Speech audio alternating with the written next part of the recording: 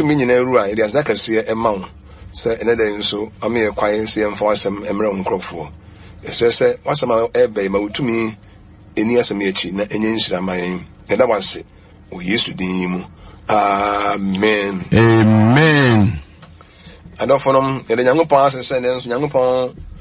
a be a quite see at to my na, if not some so a bremo. And that is when you could see another boy a pair ye, if you read be a friend of BARAK, and once in be, na idea and idea to your home for. And as something said, being BARAK today, positively, being BARAK today, positively, oh, yeah, BARAK and ne papem, and the animal can once him. Na, you can say, oh, yeah, BARAK and then the papa mua. Ye chima crowns and ya quacking kind. Na Israel for I am qua. Ama his for now almost do almost a pair year more or how near which him. Now, next young upon BARAK, one a commander, army commander, so Israel for you know, some army commander. As young upon final soldier of mine. Now, Becco corner, catch and say, Kunya Wokui, Ubedim Kunim, and Kundi Obedi, then so any Munyambi a Kunimua and Yawodia. And now, where say, one idea, obey victorious, the Edian Abedim Kunim. Nanso ni monyam pochi bi pa so pa ne de enya wo dia ebe ye oba bi dia na je se de ye beken kan de be kire ya ne se ohe hezafo no a omo commander bi na ye fe ne sisira no ye great army or ye great warrior pa na ekunu mo no se BARAK onya kwa asojafo di na chi nyina ne de nyangopon be makwan ma BARAK ekumo mo nanso commander no pa no wodin no bi enim se ne ho odin no yakofo pa ne de enya BARAK ne be kuno oba bi ne be kuno ne se nti omokoko na so omo ba de a edin obi ade ba ne se yemfa BARAK di ne beba ni mo be kan se oba jail bi ne o ne be kuno o ne edin din beba ena ne ye be kan ho asam se ye ka che ne se ekonya wo koi wadi nkunim nanso ni monyam pa wo mu pa credit pa ne de the glory pa na se ama pa wo mu ne de enya na o de ba ni ye hwese wote sa asem no onya adwene se sa na te de a me nko se me di edomonim na matusa na se animonyam kase pa wo mu na enya credit ne ema me so na me ba obi so de a ene nka me nko ye hwese onya sa adwene na ena ntina ene ya to asem din se being BARAK today. Now, and any kind of young person no Judges chapter 4, verse 6 to 10. No, Soma, Emma Okushia, I've been in BARAK free caddies, nifty by. No, catch and say, and yes, and ready, is a young upon Asha will say, Co, Pinchata Bipo, never nothing for ne, Sabelin for Merima and Pim du Cow. Na Mediterranean Yabis, a suffer hine penny, Sicilia, and then TRC and a minute don't be brave about one check Kizon in Sunua. Na me de wo masha won sa 8 na BARAK kire no se woni me bekwa ene mekọ na se woni me nkọ a ene me nkọ no ka se kro na me ne obekro na so ekwan ya wutu yi eso ni munyam enya wodia na oba bi nsem na radia ton sisira ahye na derbo ra sore na oni BARAK koy na BARAK ma opa mu kushia sebe no ni nefli ba kedis na nipa mpimdu edin na ase efro ekoy na bora so ene ne koy ase medical akire mo se na Israel for no omo ye bone edin nyangopon so ede omo hye ohene Jaben one ne saf hene sisira ensa just no omu huna mane papa wo hye omo so yie over about 20 years na se Israel for ni eni ahoto omo ni asomdie kora na fi radia sam ba se BARAK amena du safe meji Israel ma no na sore na fa nipa 10,000 kan ho na me fa wo so na ma di Israel fo me yenhwe ni mo odifo na se no nkom se di odifo de bora se no nkom se wo kwedie enkunim de obedi e di asomdie bebere o man no e di ahoto bebere o man no o man ni betumpom e di nkoso beba nanso wan kasa wodi dom na nim no animonyam wo mu di a nya wono nsa beka nti me ma wati ase te ho ase ansa na wakọ se wo kọ no wodi nkunim beba wodi animonyam beba ma oman no obia ho ato no nanso so no animonyam de anya wodia ne ehwe se BARAK tesa asemu yi adwen be ne tirim ade be na wo ye se mekokon no medi nkunim ba animonyam kase pa wo mu pa de mensa nka de a ane we anya dwen se se mensa nka de na me nkọ se me pa me na me nkọ ekoto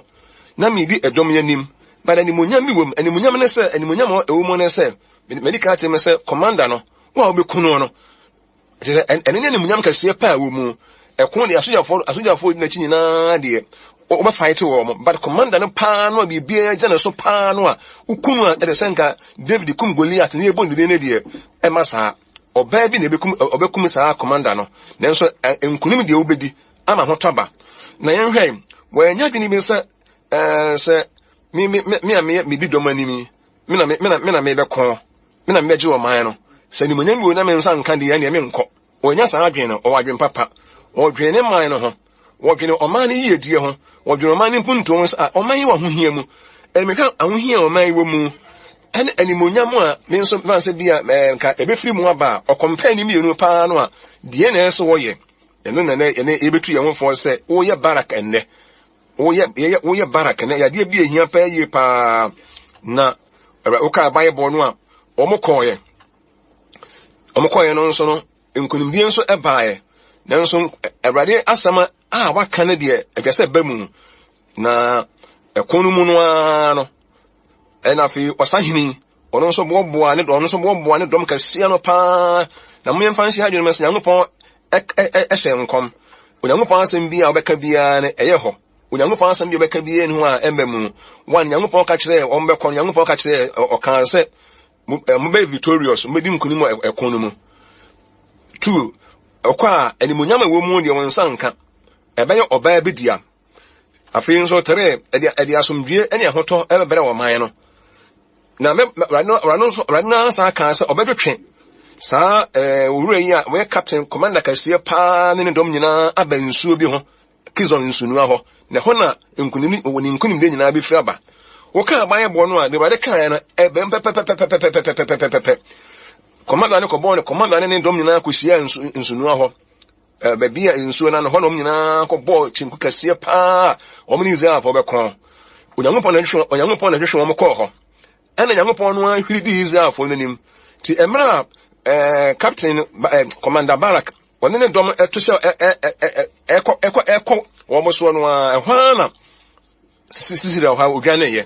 ti odwane ye no no ko hye oba bi dem ehwana oba bi efa ne je ehwana ono nso okum saa nipa no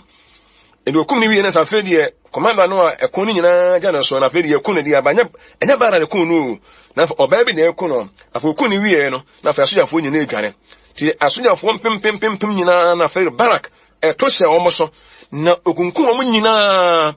onse asojafo dom no a de woni okunkun omo nyina o but okatachi ewo mu no pa na otisire pa wo mu pa na ukunu a ebe mo nya din ebe mo nya ni munyama die oba bi ne ekun no ne se Awurade asam no kore anse de yesu efu ni mo ne se Barak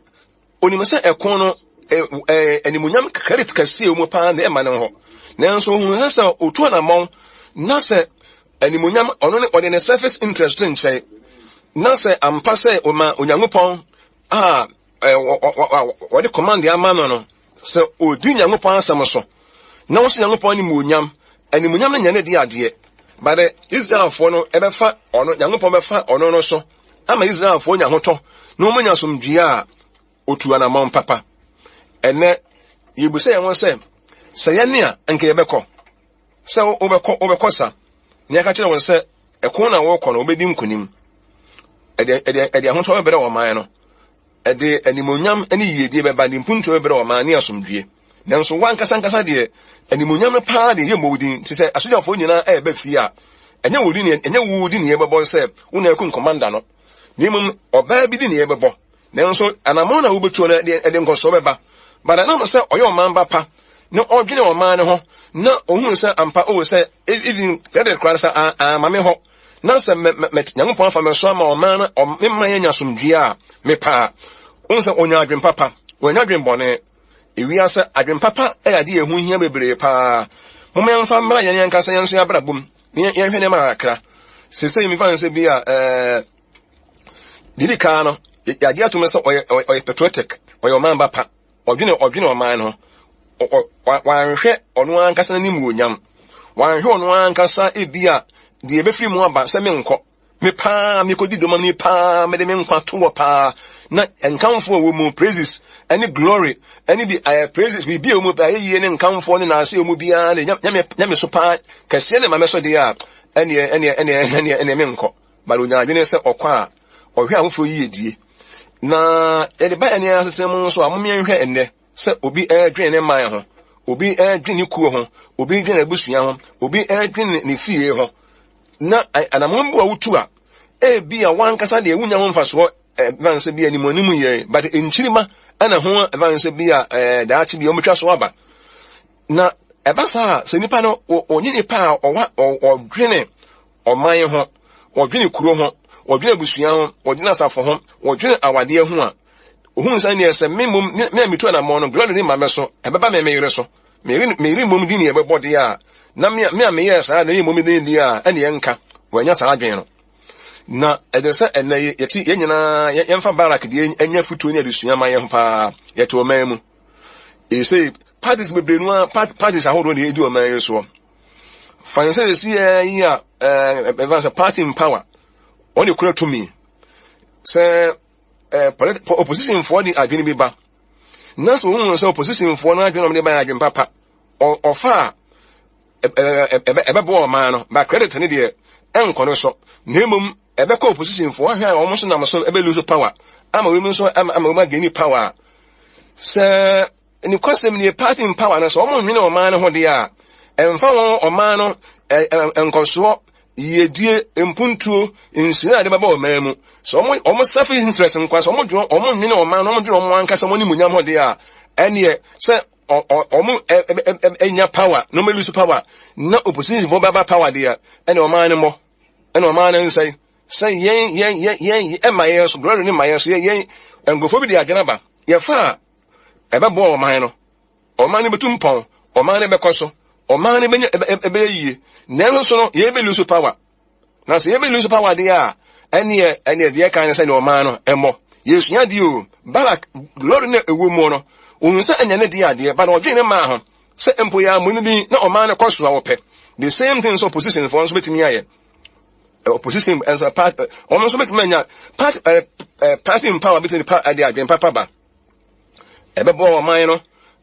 no nkoso o man betima tumpon o man betima adiye o ni ma bebre mo o man betima adwo kama ma o man no sikasema tini akoyie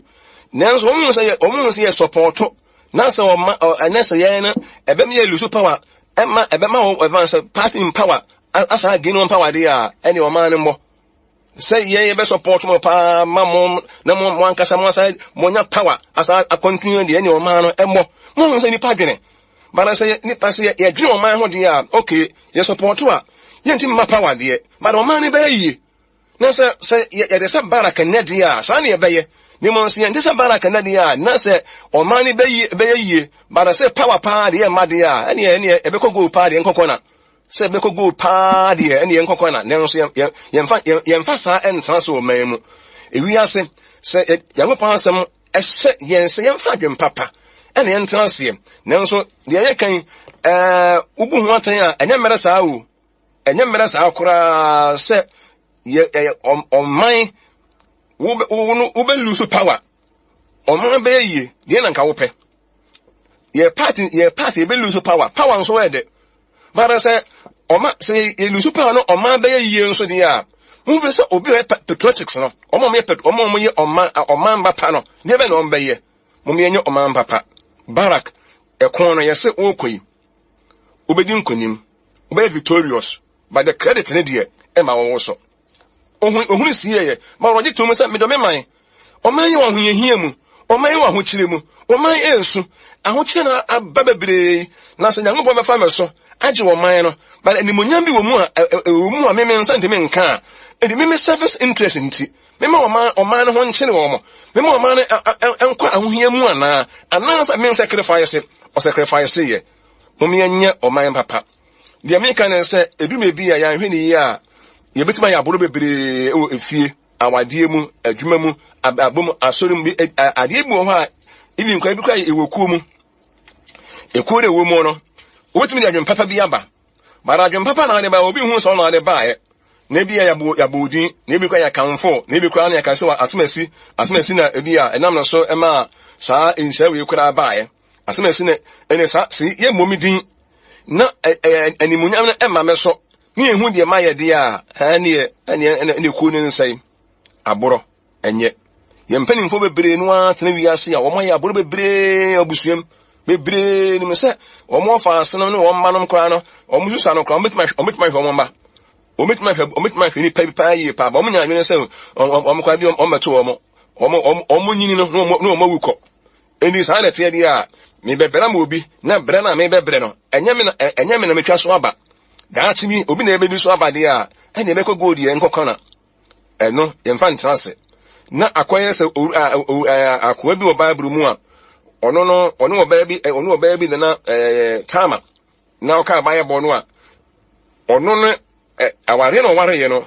obi van se bi a nkaninu ya na ewo no ware ama oware na owo ama no to nya anwene se ware se oba no ne da na se one ne wo a e ma na nya ne dia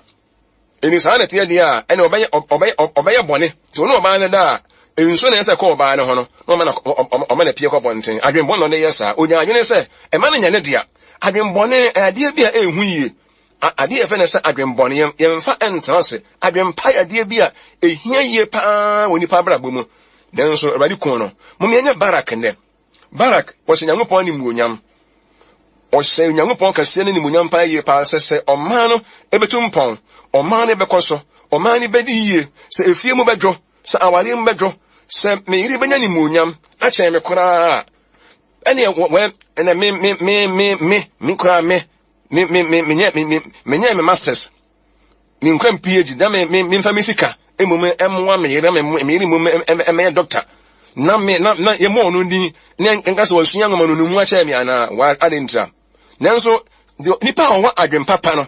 nipa odwene se ada bi se me ne mi kwa ye wo ma na sa ada che ko no kwa na me ni ho na sa na ananse mpo opagya kwa so betini aboa fie adwen papa barak wo dwene se o man ni modwa ono so be ka no o munyina ni asomdue jaben ene sisi a army commander wo mo ahye o so for 20 good years o ajes ahunto ade ahunto pa no o man ni bi na afei ne rade ebe fa wo so age o man no na je se animonyam bi interest bi self interest bi e wo mu nti glory bi e wo mu ana bi e wo mu credit bi e wo mu a yen kasa wo na hukum commander ni nti no ene yen o man no mo da bi adonfonom se wadwen papa mum yen kasa bi o ye kura de sa de we de me kura me bere kura no me bere na ha hu me bere pa kura no da chi bia no ehu animonyam ehu nhire bia kura nyam na beba me so beba nchiri ma so nta na te de ya ene oman sai yema oman sai yo na yenhwe ye twa asam no aso barak okoye ekon no se nyankopon hye no so odna koma nyina di akire na okoye no so no animonyam ebaaye na oka baaye bo no a ye beka baabo kaka akadie ni nyango on se siti ade bi ehu hia ase ne nyamesomfo ye ne yesum nyankopon ye ne yensum nyankopon ade efe ne se siti ade efe ne se adwen papa akoma pa enipa ho do baabo kora se duru bi a ye ma nipa kora yi edie kora ehu hia enche ye nkora ye nkasa kora ye ho eduru me bi ye o se ye mu afoforo kora enche ni ankasa ye ho hwe me barak ade o ye wo hye nyankopon ni munyam pa o ni panyina na be ye sa wo se ade bu ana mu bu wo na udi domonim wo na bi ka wo na udi na ase ye bo wo na ase ye kamfo wo na ase ye yiwaye wo na ase obi aka sa asemesi na nka ye bo din sade ka mon kai mle bi Saul oni David o man Philistine for the moye nko pa mu huna mani bebre on but David ko okon no a oba no glory ka se ne wo mu na de ma no mu de so yeye so o wadwen papa nko nya de o yeye no enuanom mo me anwene ho from do bi a enche ne ankase ye ho bibi wa wo ya wan kasa de on benefit pa yi but what wa enchiri ma no na beboa wo mo o ma na beboa wo mo o na eba saa se woni adwempa well ene sanya me se me no me bebra ma da ache me be ha me ho me be ha body no ma body na tete ya na animunyam bi ni nkunim enhira bi e ma me so me bere so ma me enjoy dia well ene me ha me ho ayedai nenso so no obi o wadwen papa no ode to ne ma mienu hu an no wabu hu atan se anama we die mitu yi a se ne beboa na yenhwe ndi ebekoko die enkoko na adwen sa adwen na nipa de transe ne nyin firi etirim na nya adwen papa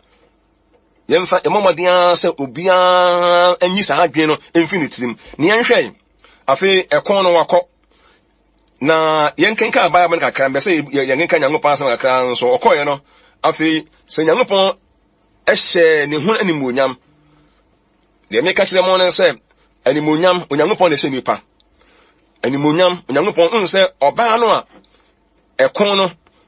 Barak edi nkonim nanso oba bi ne kun no saa animonyam no enye oba na ho oden Nyankopon na se animonyam bi wo ha betimi abani paso de me kan se animonyam efre ruade animonyam Onyankopon na se nipa animonyam